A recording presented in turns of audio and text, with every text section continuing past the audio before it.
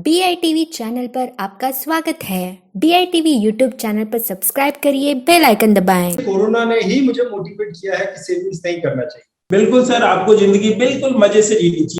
आप अभी कमा रहे हैं और आप पैसा उड़ा रहे हैं। इसके अलावा मैं आपको कुछ नहीं कहूंगा। आपके पास में खुद के पास में मैंने आपसे कुछ किया, आप मेरे को बताओ आप उस स्थिति में क्या करें। आपकी स्किल सर वहां रिटर्न दे देगा। इन्वेस्टमेंट करना चाहिए, ये बात तो समझ में आती है, लेकिन इन्वेस्टमेंट को डाइवर्सिफाई क्यों करना चाहिए, जबकि हम एक ही जगह पर इन्वेस्टमेंट करके वहां से अच्छा खासा रिटर्न बना सकते हैं। ये प्रश्न हो सकता है आपके मन में भी कभी ना कभी आया हो, और इस प्रश्न का उत्तर लेने के लिए आज हमारे साथ में जुड़े हैं मिस्टर अशोक यादव, जो कि एक बहुत ही नामी गिरामी इंश्योरेंस एजेंट है और राजस्थान के जयपुर शहर से ये अपने इंश्योरेंस एडवाइजरी की प्रैक्टिस करते हैं। तो चलिए मिलते हैं अशोक यादव जी से और इन्वेस्टमेंट में डाइवर्सिफिकेशन क्यों होना चाहिए इस बात पर चर्चा करते हैं। अशोक जी, मैं आपका चर्चा जरूरी है कि आज के इस प्रोग्राम में बहुत बहुत स्वागत करता हूँ। अशोक जी नमस्कार। नमस्कार। सो अशोक जी, इन्वेस्टमेंट में डाइवर्सिफिकेशन के बारे में मैं आपसे जानना चाहता हूँ कि क्यों डाइवर्सिफिकेशन की जरूरत है, लेकिन उससे भी पहले अशोक जी मैं आपसे जानना चाहता हूँ कि इन्वेस्टमेंट की जरूरत क्यों है। मान लीजिए अशोक जी, मान लीजिए कि मेरी इनकम, मैं कहीं पे जॉब करता हूँ और एक अच्छी खासी हर महीने की इनकम आती है और पूरी जिंदगी जो है मुझे वहां से इनकम आने वाली है। मैं रिटायर हो जाऊंगा तो भी मुझे उसका पेंशन आने वाली है। या फिर मैं कहीं पे बिजनेस करता हूँ और मेरा अच्छा खासा बिजनेस चल रहा है, हर महीने एक अच्छी खासी इनकम आ रही है। तो ऐसी परिस्थिति में, और बिजनेस तो जिंदगी भर रहने वाला है, तो ऐसी परिस्थिति में मुझे इन्वेस्टमेंट करने की जरूरत क्या है, पहले तो आप मुझे ये बताइए अशोक।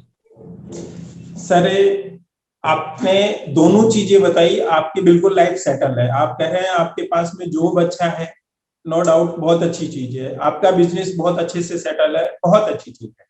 सर, ये दोनों चीजें ही का इन्वेस्टमेंट से बहुत तगड़ा ताल्लुक है। या अपने आप में ये जो चीजें हैं आपस में एक दूसरे से बहुत ज्यादा करती हैं। आप इन्वेस्टमेंट को एक ही चीज से नहीं जोड़ सकते कि आपके पास में अच्छा जॉब है या आपके पास में अच्छा बिजनेस है या एक सेटल्ड बिजनेस है। आप ये देखिए कि अभी रिसेंटली करंट में जो घटना घटी उसको देखिए कि 2 साल के अंदर कोरोना की जो महामारी आई है, इस महामारी के पीरियड में आप देखिए कितने बिजनेस, अच्छे से अच्छे बिजनेस थे, वो भी आप बताओ मेरे को कितने सफर कर गए। जॉब, कितने लोगों की जॉब चली गई। जो गवर्नमेंट जॉब जिसको अपन कह सकते हैं, उन लोगों को भी यहाँ पर तो सैलरी में से कटौती करके सैलरी पेड हुई है, उनको भी पूरी सैलरी नहीं मिली है। आप ये देखिए कि जिन लोगों के पास में सेविंग थी अपनी, उन लोगों को कहीं कोई परेशानी नहीं हुई। जिन लोगों के पास में सिस्टम से जो चल रहे हैं, जो टोटली अपने जॉब पे या बिजनेस पे डिपेंड थे, उन लोगों को बहुत परेशानियों का सामना करना पड़ा है। क्योंकि वो देखते थे कि जैसे फिक्स है सैलरी वाले को कि भाई 1 तारीख को मेरे को सैलरी मिलनी है, और वो उस हिसाब से अपने खर्चे करता है, वो चलता रहता है। सेविंग उसके पास में नहीं है। आप मेरे को बताइए 2 महीने 3 महीने शुरू के लॉकडाउन में तो कहीं दिक्कत नहीं आई, लेकिन उसके बाद में जब उनको सैलरी नहीं मिली या कंप्लेन कर दिया कि भाई आप ठीक है घर जाइए, अब हमें जॉब की जरूरत नहीं है, दैट उन लोगों की स्थितियां क्या हुई हैं। बिजनेस जैसे 2-2 महीने तक, 3-3 महीने तक कंटिन्यूएशन में लॉकडाउन रहा है, उस पीरियड में बिजनेस से इनकम कुछ भी नहीं रही। आपको अपने स्टाफ को सैलरी देनी पड़ी है सर। इसके साथ साथ आपके जो खर्चे थे उनमें कहीं कमी नहीं हुई, इनकम रही नहीं और खर्चों में कोई कटौती नहीं रही आपके। आप मेरे को बताइए अगर आपने सेविंग नहीं की होती तो आप क्या कर लेते। इसलिए सेविंग अपने आप में अलग पार्ट हो गया। या आपका जो जिस चीज को अपन कह सकते हैं कि इसको बिजनेस के या जॉब से रिलेट नहीं कर सकते, इन दोनों चीजों को अपने को एक सेपरेट अपने आप में ये भी अपनी इंपॉर्टेंस रखती है सर। सेविंग तो मस्ट है ही है, उसके बिना आप सर्वाइव नहीं कर सकते। तो अशोक जी, आपने कोरोना का एग्जांपल दिया। दरअसल ये कोरोना ने ही मुझे मोटिवेट किया है कि सेविंग्स नहीं करना चाहिए। अब जिन लोगों ने, अब जो मेरी उम्र के लोग थे जिन्होंने कई महीने जो है, कई सालों से जो है सेव कर रहे हैं पैसा कि हमारे बुढ़ापे में या कहीं कब जाके ये पैसा काम आएगा, ये कोरोना काल में तो रहे ही नहीं। तो मैं ये सोचता हूँ कि जिंदगी तो छोटी सी है, क्या पता कब जो है वो अलविदा करके जाना पड़े हमें। तो जो पैसे जमा किए हैं उसका तो मैं फायदा ले नहीं पाऊंगा, तो क्यों ना जब तक मैं जिंदा हूं तब तक अपने पैसों से मैं जिंदगी को एंजॉय कर लूं। तो इस सोच से जो है अशोक जी, मैं इस सोच से जो है सोचता हूं कि सेविंग्स करने की, इन्वेस्टमेंट करने की जरूरत ही क्या है, जिंदगी को क्यों ना अच्छे से जी लिया जाए। क्या बोलना चाहेंगे? बिल्कुल सर, आपको जिंदगी बिल्कुल मजे से जीनी चाहिए। अपन आए इस जिंदगी के अंदर जो अपने को जन्म मिला है, ये जन्म की दोबारा अपन सोच नहीं सकते कि मिलेगा कि नहीं मिलेगा। तो इसलिए सबसे पहली चीज तो ये है, मैं ये कहूंगा कि आपकी जो ये सोच है बहुत अच्छी सोच है, लेकिन सर ये सोच आपने केवल अपनी इंडिविजुअल आप अपने ऊपर हिसाब से सोची है। आप ये देखिए, आपके साथ में आप अकेले ही नहीं है, आपके साथ में आपकी पूरी फैमिली जुड़ी हुई है। आपने तो सोच लिया है कि मैं मेरी लाइफ में बिंदास ऐश करूंगा, और कह रहे हैं कि पता नहीं कब शाम हो जाए। लेकिन आपकी शाम के साथ साथ में आप ये देखिए कि आपका परिवार को संभालने वाला कौन है, उन लोगों का क्या होगा, नंबर एक। नंबर दो, आप मेरे को ये बताइए कि कितने % लोग गए हैं इस तरह की महामारी में या इस तरह की बीमारी के अंदर। आप उस रूप में भी सोच के देखिए कि अगर आप सरवाइव कर गए, आप अभी कमा रहे हैं और आप पैसा उड़ा रहे हैं, जैसे यूरोपियन कंट्रीज में होता है कि 5 डे वर्किंग वो करते हैं और छठे और सातवें दिन उस पैसे को बराबर कर देते हैं, फिर मंडे से काम करना चालू करते हैं। लेकिन उनकी ये देखिए कि अगर फ्राइडे को उनको सैलरी नहीं मिलती है, दैट वो सैटरडे संडे उनका कैसा निकलता है। नो डाउट कभी भी कुछ हो सकता है, लेकिन आप ये देखिए कि अगर नहीं हुआ, दैट उस कंडीशन में आप क्या करेंगे? क्या आपका रिटायरमेंट फंड आपके पास में है? क्या आपके पास में हर महीने जो आपको चाहिए पेंशन आपके पास में आ रही है? दैट उस कंडीशन में आप क्या करेंगे, ये सोच के देखिए। और इसके अलावा मैं आपको कुछ नहीं कहूंगा, आपके पास में खुद के पास में मैंने आपसे पूछ लिया, आप मेरे को बताओ आप उस स्थिति में क्या करेंगे। नहीं तो फिर अशोक जी, अगर मैं मेरा जो पैसा है मेरा बिजनेस में ही अगर मैं उसे इन्वेस्ट करूं, अगर आप इन्वेस्टमेंट की बात कर रहे हैं तो मैं मेरे पैसे को मेरे बिजनेस में ही इन्वेस्ट करूं, और मेरे बिजनेस में तो बहुत अच्छा रिटर्न आता है, 100%, 200%, और मैं बहुत ज्यादा मेहनत करके दिमाग लगा के काम करूं तो 1000% तक रिटर्न रिटर्न जो है बिजनेस में आ जाता है। हाँ जी तो सर। अगर आप इन्वेस्टमेंट की बात कर रहे हैं तो मैं मेरे बिजनेस में इन्वेस्ट करूंगा पैसा। बिल्कुल सर, इस पे क्या बोलेंगे?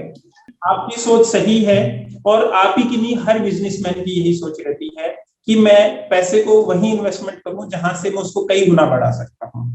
लेकिन सर आपसे एक मैं छोटा सा क्वेश्चन ये पूछता हूं कि आपका बिजनेस बहुत अच्छा है और बहुत अच्छी 200, 300, 400, 500% तक की आप उसमें ग्रोथ कर रहे हैं।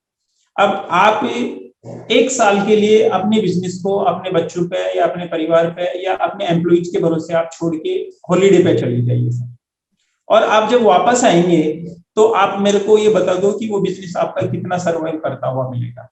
या आप दूसरे रूप में ये सोचिए कि आपके नहीं रहने पर क्या वो बिजनेस उसी तरीके से 100, 200, 300 या 500% की ग्रोथ दे देगा। आप अपने आप को उस पिक्चर से हटा के देखिए सर, बिजनेस आपको 200, 300, 400, 500% का रिटर्न नहीं दे रहा है। आपकी स्किल्स, आपने अपने आप को पूरी तरीके से उसमें इन्वेस्ट कर रखा है, और जिसके कारण आपको 100, 200 या 500% जो भी रिटर्न आ रहा है वो रिटर्न आ रहा है। कहीं पर किसी भी रूप में आप सोच के देख लीजिए सर, रिटर्न तो आपका एक एवरेज जो रिटर्न होता है ना 10, 12%, 15% से ज्यादा कहीं पर भी नहीं छूटता है। आप ये कहते हैं ना कि बिजनेस में मेरे को 200, 300, 500% का आ रहा है। सर आप अपने आप को हटाइए और आप अपने एम्प्लॉइज या अपने बच्चे से सेम उसी बिजनेस को करवा के दिखाइए, वहां पर कितना गेन आता है। ये आपका एक्सपीरियंस है, आपका डेडिकेशन है, आप जो सीरियसली उसमें जो मेहनत कर रहे हैं उसके कारण से ये 200, 300 या 500% का रिटर्न आ रहा है। सेम आप बिजनेस कर रहे हैं और यही बिजनेस आज मैं स्टार्ट करता हूं, आप मेरे को बता दो मैं कितना उसमें ग्रोथ कर लूंगा या कितना कमा लूंगा। इनिशियल स्टेज में तो मेरे को कम से कम 5 से 7 साल 8 साल तो मेरे को जमने में लग जाएंगे। तो आपने जो इतनी मेहनत की है, इससे अपना एम्पायर खड़ा किया है, उसका रिटर्न आ रहा है। ये आपका बिजनेस या आपका पैसा आपको वहां रिटर्न नहीं दे रहा है, आपकी स्किल्स सर वहां रिटर्न दे रही है।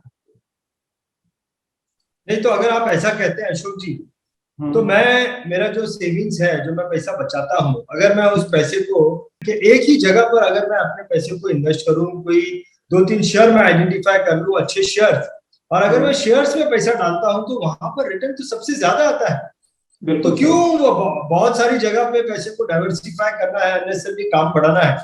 तो एक जगह पे इन्वेस्ट करके मैं ज्यादा रिटर्न, आपने वो कहा कि कंपनी में जो है मेरा स्किल जो है वही रिटर्न दे रहा है, तो दूसरी कंपनी में मैं इन्वेस्ट करूं, उसमें क्या बोलना चाहेंगे? बिल्कुल सर, आप सोच रहे हैं रिटर्न के हिसाब से, आपने बिल्कुल सही बताया कि शेयर मार्केट में स्टॉक्स में बहुत अच्छे रिटर्न्स हैं। लेकिन सर अच्छे रिटर्न के साथ साथ देखो, जहां पर भी हाई रिटर्न है वहां हाई रिस्क भी रहता है हमेशा। वहां पर आपने इन्वेस्टमेंट किया, और इन्वेस्टमेंट के बाद में आपने भूल गए उस स्टॉक को, और जिस दिन आपको जरूरत पड़ी उस दिन जब आप विड्रॉल करने जाएंगे उस दिन मार्केट की स्थिति क्या है, आपको उस पर आपकी नीड या वो चीजें कहीं काम नहीं करेंगी। उस दिन जो मार्केट का जो सीन है, अप है या डाउन है, उसके हिसाब से आपको रिटर्न मिलेगा सर। मान लीजिए आपने जो इन्वेस्टमेंट किया है उस वक्त आपके जो स्टॉक्स की स्थिति है वो ये है कि आपने जो प्रिंसिपल लगाया उतना भी फंड वहां नहीं है अवेलेबल, दैट उस कंडीशन में आपके साथ में एक प्रॉब्लम क्रिएट हो जाएगी। मेरा जो ये कहना है कि आपको डाइवर्सिफाई करके या अलग अलग जगह पर क्यों रखना चाहिए ये पैसा, उसका रीजन यही है कि कैसी भी परिस्थितियां हो, आपको जो नीड है, आपकी जो आवश्यकताएं हैं, उन आवश्यकताओं में कहीं किसी तरह की कोई कटौती नहीं होनी चाहिए सर। आपने सोचा आज ही मेरे को फंड की आवश्यकता है, बिना किसी परेशानी के आप 2 मिनट में अपना फंड निकाल लो और अपनी सारी आवश्यकताएं पूरी कर लो सर। सर आप ये देखिए, बजाज स्कूटर अपने टाइम में की स्थितियां ये थी कि बुकिंग करवानी पड़ती थी पहले। HMT घड़ी को आप देखिए सर, नोकिया को देखिए, उन्होंने अपने आप को टाइम के साथ में चेंज नहीं किया, आज वो मार्केट से आउट हो गई। हो सकता है आज आप जिस स्टॉक में इन्वेस्टमेंट कर रहे हैं वो मार्केट में बहुत अच्छा चल रहा है। जिन लोगों ने ये थोड़ी सोचा था कि बजाज स्कूटर का भी मार्केट से आउट हो जाएगा, उस वक्त इन्होंने जो स्टॉक में पैसा लगाया था उनके स्टॉक्स की आप हालत देखिए क्या होगी। जिसने HMT में लगा रखा था उसकी देखो, नोकिया में जिसने इन्वेस्टमेंट कर रखा था उन लोगों की हालत देखो, सत्यम की आप हालत देखो। जिन लोगों ने उन स्टॉक्स में इन्वेस्टमेंट किया था उन लोगों की अगर उसी वक्त उनको पैसे की आवश्यकता थी तो आप ये देखिए कि उनका जो प्रिंसिपल अमाउंट था वो भी उनका गुम हो गया, वो भी उनको वापस नहीं मिला। तो आप केवल पर्टिकुलर अपनी फंड्स को या अपने जो सेविंग्स हैं उनको एक जगह कभी भी मत रखिए, उनको डाइवर्सिफाई करके रखेंगे। मान लीजिए आपके पास में करोड़ रुपए है, करोड़ रुपए को आपने चारों जगह उसको 4 जगह डिवाइड कीजिए। मैं हमेशा ये सजेस्ट करूंगा आपको कि अपने फंड को आप अलग अलग जगह पर 4 जगह पर आप डिवाइड करके रखिए। और ये चारों जो पॉइंट्स हैं वो ये है कि आपने पहले बताया कि मेरे को स्टॉक्स अच्छा लगता है, ठीक है, 25% आप स्टॉक्स में डाल दीजिए। उसके बाद में मैं कहूंगा कि 25% आप म्यूचुअल फंड्स में डालिए, और वो भी अलग अलग उनमें म्यूचुअल फंड में डालिए, किसी भी एक कंपनी की उसमें इन्वेस्टमेंट मत कीजिए। तीसरा मैं आपको कहूंगा इंश्योरेंस पॉलिसी आप लेके रखिए, जहां पर किसी भी तरह की कहीं कोई दिक्कत नहीं है, इमरजेंसी के अंदर आप इमीडिएट आप 3 to 5 आवर्स में आपके अकाउंट में पैसा होता है। और सबसे इंस्टेंट आपको पैसा है बैंक FDR में या सेविंग अकाउंट्स के अंदर आप डाल सकते हैं, और एक PPF अकाउंट के अंदर आप अपना पैसा इन्वेस्टमेंट कर सकते हैं। तो चारों जगह आपने अपने, मान लीजिए 1 करोड़ रुपए है, उसको 25-25 लाख रुपए आपने चारों जगह इन्वेस्टमेंट की, और एक आप उसी 1 करोड़ रुपए को आप स्टॉक्स में इन्वेस्टमेंट करते हैं। मार्केट क्रैश है तो आपका 1 करोड़ का आपको 1 करोड़ भी नहीं मिलेगा।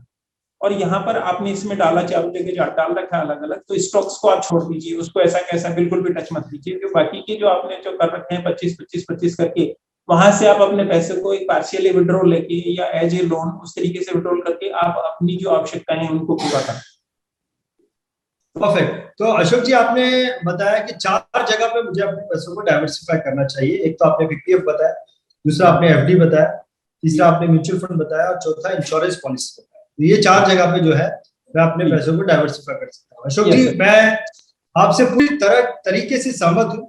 आपने ये बताया कि क्यों हमें इन्वेस्टमेंट करना चाहिए, आपने हमें बताया कि क्यों पैसों को डाइवर्सिफाई करना चाहिए। आपकी सारी ही बातों से मैं सहमत हूँ अशोक जी। आपने बहुत ही सुंदर तरीके से बताया और बहुत ही अच्छे तरीके से आपने कन्विंस किया, और आपकी बातों से मैं पूरी तरीके से सहमत हुआ। Thank you sir, thank you very much.